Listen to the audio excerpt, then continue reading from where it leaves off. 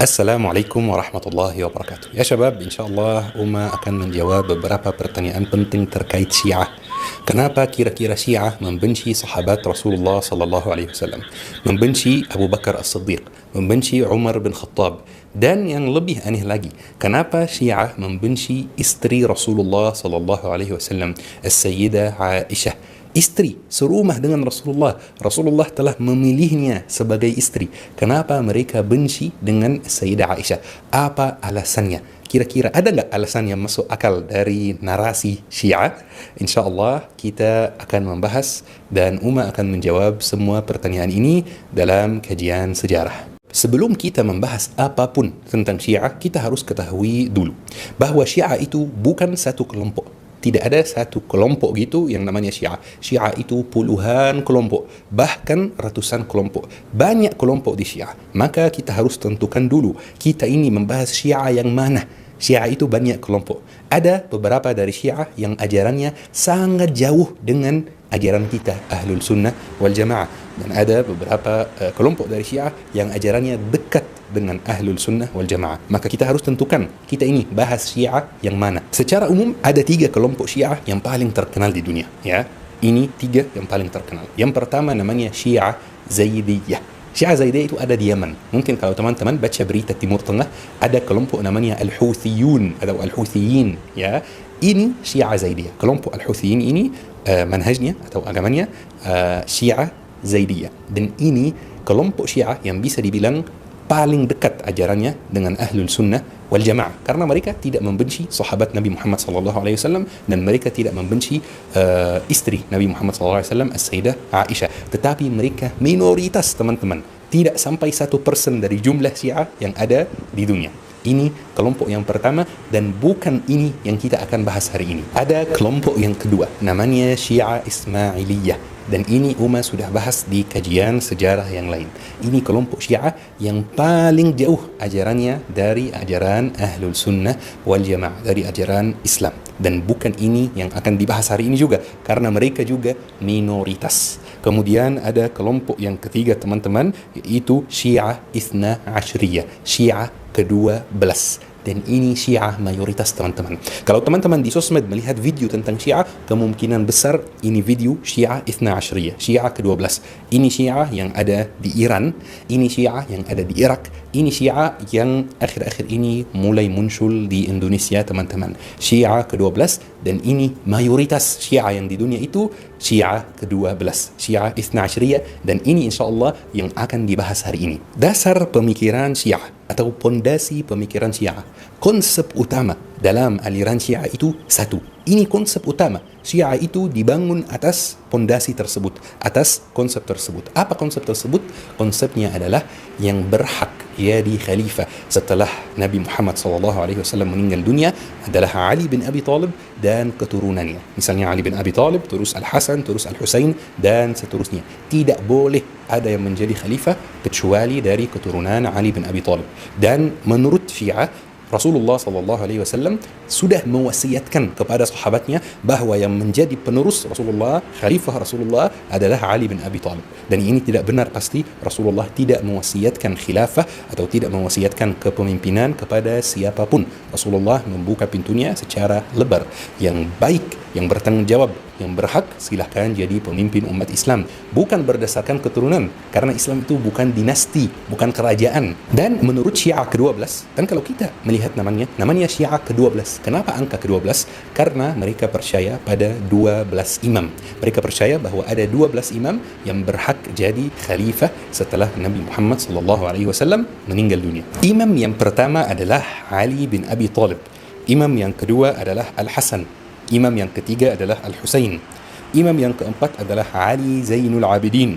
Imam yang kelima adalah Muhammad Al-Baqir. Imam yang keenam adalah Ja'far As-Sadiq. Imam yang ketujuh adalah Musa Al-Qazim. Imam yang kedelapan adalah Ali Ar-Ridha. Imam yang kesembilan adalah Muhammad Al-Jawad. Imam yang ke-10 adalah Ali Al-Hadi. Ya. Imam yang ke-11 itulah Al-Hasan Al-Askari. Imam yang ke-12 adalah Muhammad Al-Mahdi, dan Muhammad Al-Mahdi ini menurut Syiah adalah Imam Al-Mahdi. Imam Al-Mahdi yang kita semua ketahui adalah Muhammad Al-Mahdi menurut Syiah ke-12 ini. Dan menurut mereka Imam Muhammad Al-Mahdi itu belum muncul, masih tersembunyi, dan dia akan muncul pada suatu saat untuk menyelamatkan umat Islam menurut Syiah. Makanya teman-teman, mereka sebut Imam Al-Mahdi Al-Muntazar. Teman-teman jangan pakai istilah Al-Muntazar itu. Al-Muntazar itu artinya yang ditunggu-tunggu.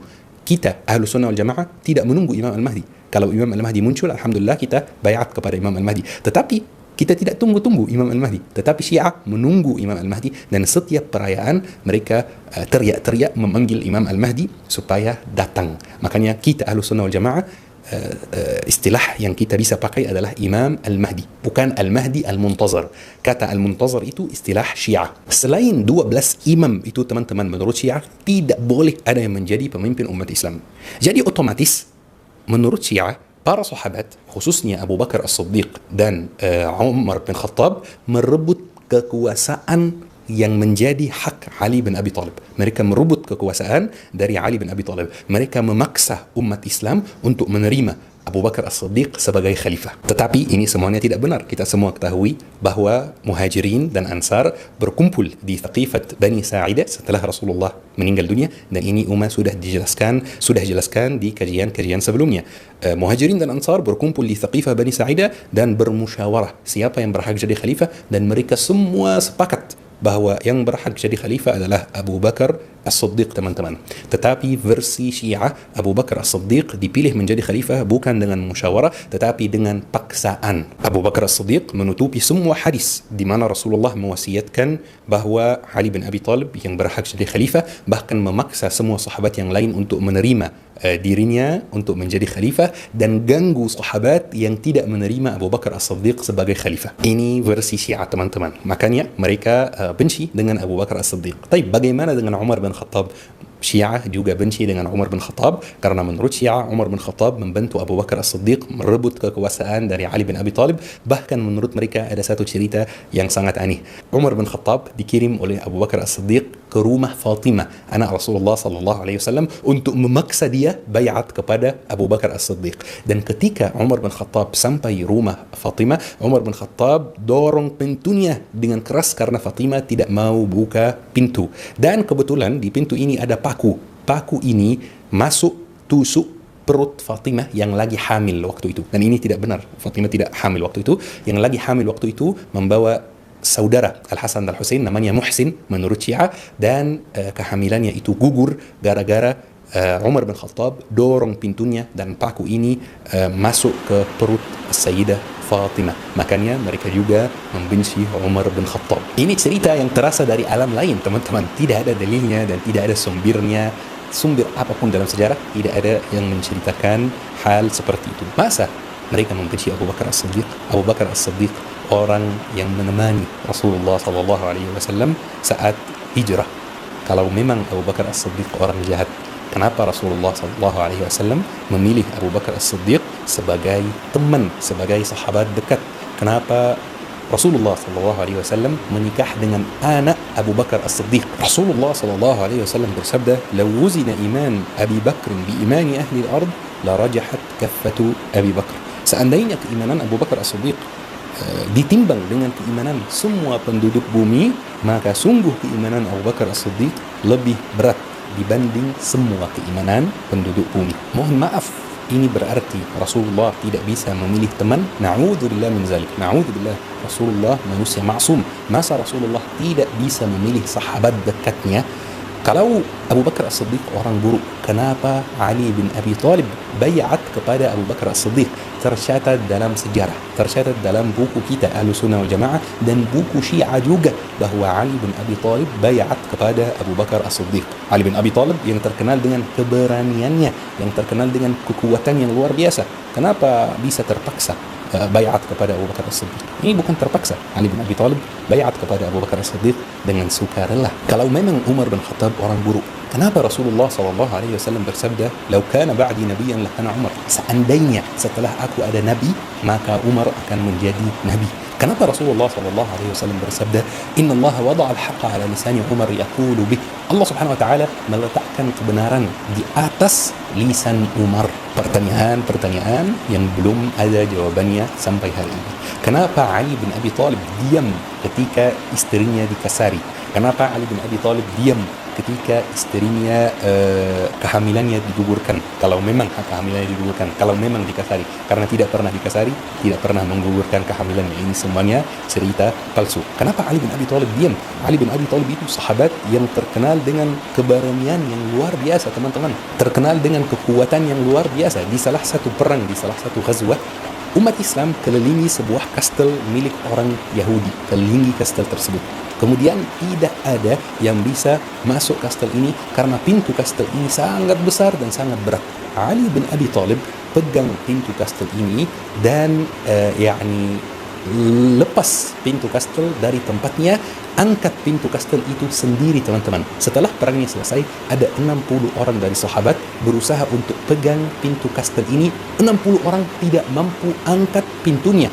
Ali bin Abi Thalib angkat sendiri, teman-teman. Luar biasa, Masya Allah. Sangat kuat, teman-teman. Kenapa Ali bin Abi Thalib yang sangat berani, yang sangat kuat, kalau memang istrinya dikasari, kenapa diam? Kenapa tidak membalas? Cerita-cerita yang tidak logika, yang tidak masuk akal, teman-teman. Baik, teman-teman, kita sudah tahu kenapa Syiah membenci sahabat Rasulullah SAW atau mayoritas sahabat Rasulullah SAW. Pertanyaannya sekarang, kenapa Syiah membenci istri Rasulullah SAW atau lebih tepatnya Sayyidah Aisyah? Baik, ada banyak tuduhan, ya teman-teman. Tuduhan yang pertama itu adalah hadisatul ifk, di mana Sayyidah Aisyah dituduh berzina. Na'udzubillah min dzalik. Sayyidah Aisyah sangat mulia, sangat suci. Tetapi ayo kita bersama-sama memahami ceritanya, biar kalau ada orang yang menuduh istri Rasulullah seperti itu, kita bisa membalas. Biasanya teman-teman, kalau ada perang atau ada safar keluar kota, Rasulullah memilih salah satu istrinya secara random untuk menemaninya di luar kota. Dan di perang Bani Al-Mustaliq, Rasulullah SAW memilih istrinya secara random, memilih salah satunya. Dan kebetulan yang dipilih adalah Sayyidah Aisyah. Maka mereka semua berangkat dan setelah perangnya selesai, mereka balik lagi. Ini rombongan yang sangat besar, teman-teman. Ada makanan, ada minuman, ada banyak unta, ada banyak kuda, ada banyak senjata, dan ada banyak orang juga. Rombongan yang sangat besar. Makanya teman-teman, setiap beberapa jam rombongan tersebut berhenti untuk beristirahat dan kasih minuman kepada unta, kepada kuda yang di sana supaya lebih kuat melanjutkan perjalanannya. Dan dulu teman-teman, kalau ada wanita yang keluar dalam safar seperti ini antara pria-pria, biasanya mereka duduk di atas unta dalam sesuatu yang namanya haudaj. Ya, mungkin bisa editor tambahkan foto haudaj di sini. Itu ibarat box, teman-teman, yang tertutup, yang ditaruh terus diikat di atas unta supaya perempuan, supaya wanita duduk di dalamnya terjaga dari debu, terjaga dari berisik, dan juga supaya duduk santai, duduk bebas, tidak kelihatan oleh pria yang non-mahram. Ketika rombongan itu balik dan mereka berhenti istirahat, teman-teman, jadi Sayyidah Aisyah keluar dari haudaj karena ada urusan, misalnya buang air kecil, buang air besar, biasanya agak jauh dari rombongan karena nggak ada toilet, betul kan? Jadi pas Sayyidah Aisyah agak jauh buang air besar atau buang air kecil, haudajnya atau rombongannya itu udah mau berangkat, dan orang yang tugasnya mengangkat haudaj itu tidak tahu kalau Sayyidah Aisyah keluar dari haudaj. Dan Sayyidah Aisyah waktu itu berat badannya masih ringan sekali, tidak gemuk, ya, tidak gendut. Makanya orang yang tugasnya mengangkat haudaj itu dia nggak tahu kalau Sayyidah Aisyah tidak ada di dalam haudaj. Makanya dia angkat haudaj, taruh haudaj di atas unta, dan mereka berangkat meninggalkan Sayyidah Aisyah karena mereka sangka kalau Sayyidah Aisyah masih di dalam haudaj. Ketika Sayyidah Aisyah balik, rombongannya tidak ada. Makanya Sayyidah Aisyah duduk, pasti bentar lagi mereka akan sadar kalau aku nggak ada di dalam haudaj dan mereka akan balik menjemput aku.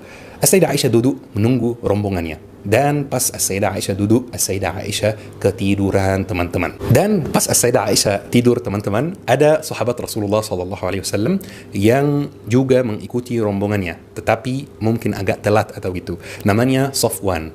Dia melihat dari jauh ada wanita yang duduk tidur, maka dia dekati. Pas dia dekati, kalau tidur kan melepaskan cadarnya, ya. Pas dia dekati, dia mengucapkan la ilaha illallah, la haula wala quwwata illa billah, supaya wanita sadar ada pria yang non-mahram yang mendekati supaya dia tutupi wajahnya atau pakai jilbabnya seperti ini. Dan ini kebiasaan yang masih ada di negara Arab sampai hari ini. Kalau ada pria yang non-mahram masuk ruangan atau mendekati ruangan di mana ada wanita yang bukan ibunya, bukan adiknya, bukan kakaknya, bukan istrinya, dia mengucapkan la ilaha illallah, astaghfirullah, la haula wala quwwata illa billah, supaya mereka dengar suaranya dan mereka langsung pakai jilbab. Jadi Sayyidah Aisyah langsung berdiri, terus naik unta punya Safwan ini, kemudian Safwan hanya memegang tali unta dan jalan depan Sayyidah Aisyah. Ya, jadi jalan depan unta, tidak berbicara sama sekali dengan Sayyidah Aisyah sampai mereka mendekati Madinah, teman-teman. Dan kebetulan di Madinah mereka itu masuk di siang hari, dan kebetulan juga di tempat mereka masuk Madinah itu ada siapa? Ada Abdullah bin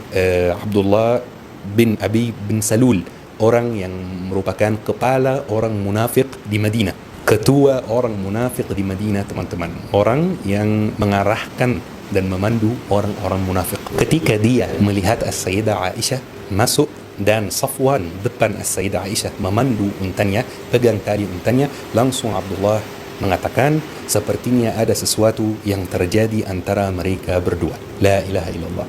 Dia menuduh As-Sayyidah Aisyah berzina, menuduh As-Sayyidah Aisyah melakukan maksiat tersebut, dan dia mulai menyebarkan kabar tersebut di antara orang munafik yang lain. Dan dalam waktu beberapa jam kabar tersebut sudah tersebar di Madinah bahwa na'udzubillah Sayyidah Aisyah berzina dengan Safwan.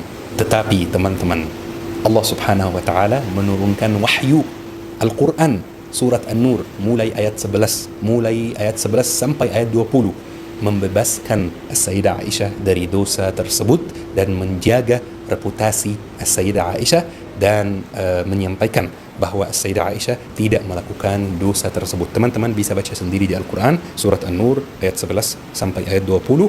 Maka alhamdulillah Sayyidah Aisyah dibebaskan dari dosa tersebut, bukan dari manusia, tapi Allah Subhanahu wa taala yang menurunkan wahyunya membebaskan Sayyidah Aisyah dari dosa zina. Tetapi teman-teman, Syiah mengabaikan ayat-ayat Al-Quran 11 sampai 20 surat An-Nur. Mereka mengabaikan ayat ini dan masih menuduh Sayyidah Aisyah berzina. Kalau memang Sayyidah Aisyah berzina, kenapa Rasulullah tidak menceraikannya? Betul kan? Kalau memang Sayyidah Aisyah melakukan dosa tersebut, kenapa masuk Madinah dengan Safwan di siang hari? Biasanya orang yang melakukan dosa ini biasanya mau sembunyi-sembunyi di malam hari ketika semua orang tidur. Kenapa masuk di siang hari? Ada juga teman-teman satu tuduhan lagi yang Syiah sebarkan, dan menurut saya tuduhan ini agak aneh dan agak lucu. Katanya Sayyidah Aisyah bekerja sama dengan Sayyidah Hafsah dan Sayyidina Abu Bakar As-Siddiq, dan mereka taruh racun di obat Rasulullah sallallahu alaihi wasallam sebelum Rasulullah meninggal dunia. Jadi Rasulullah makan obatnya yang sudah dicampur dengan racun, maka Rasulullah meninggal dunia. Jadi menurut mereka Sayyidah Aisyah meracuni Rasulullah sallallahu alaihi wasallam. La ilaha illallah. Ini teman-teman hanya dua tuduhan, dua alasan kenapa Syiah membenci Sayyidah Aisyah, dan masih ada sekitar 3 atau 4 tuduhan yang lain. Tetapi pembahasannya lebih panjang, dan biar juga kajian terasa ringan, tidak berat ya, kita cukup membahas 2 tuduhan ini saja. Teman-teman, kita sudah menjelaskan isi pembahasannya, tetapi ada satu hal yang merupakan pesan dan permintaan dari saya. Tolong jangan saling caci maki di komentar. Tolong jangan saling mengkafirkan di komentar. Mau menyampaikan pendapat, boleh, tidak apa-apa, tidak ada masalah. Mau mengkritik pendapat lain, boleh, tidak ada masalah. Mau mengkritik pendapat umat sendiri, boleh, tidak ada masalah. Tetapi jangan saling mencaci maki, jangan saling mengkafirkan, khususnya mengkafirkan itu. Soalnya menyebut satu orang dengan panggilan kafir itu hal yang sangat berat, teman-teman. Rasulullah sallallahu alaihi wasallam bersabda, "Man qala li akhihi ya kafir faqad ba'a biha ahaduhuma." Barang siapa yang panggil saudaranya ya kafir, panggil saudaranya wahai kafir, maka pasti salah satunya kafir. Jika saudaranya memang kafir, khalas, sudah dia kafir. Tetapi jika saudaranya ternyata bukan kafir, ternyata itu tuduhan, ternyata tidak benar dia kafir, maka yang panggil itu dialah yang kafir. Ya Allah, teman-teman, sangat bahaya. Kenapa? Karena bisa jadi kita panggil satu orang, kamu kafir, tetapi ternyata dia nggak kafir. Di sisi Allah, di mata Allah, dia nggak kafir. Ternyata kita yang kafir. Kita mengkafirkan diri sendiri dengan hal tersebut. Maka hal tersebut sangat bahaya, teman-teman. Bisa jadi kita sholat, puasa, infak, kita berbuat kebaikan, nanti di akhirat ternyata semua amalan kita ini tertolak karena kita kafir, karena kita memang nggak muslim. Kok bisa nggak muslim? Iya, karena pernah suatu hari panggil saudara dengan kafir, dan ternyata saudara yang dipanggil kafir itu bukan kafir. Maka kekafiran itu balik ke kita. Kenapa ada yang mau membahayakan akhiratnya dan sembarangan memanggil orang lain kafir, memanggil kelompok lain kafir? Memang ada beberapa kelompok yang kafir, memang ada beberapa orang yang kafir, tetapi pesan saya, ini bukan tugas antum teman-teman, bukan tugas antum. Biarkan hal ini kepada ulama.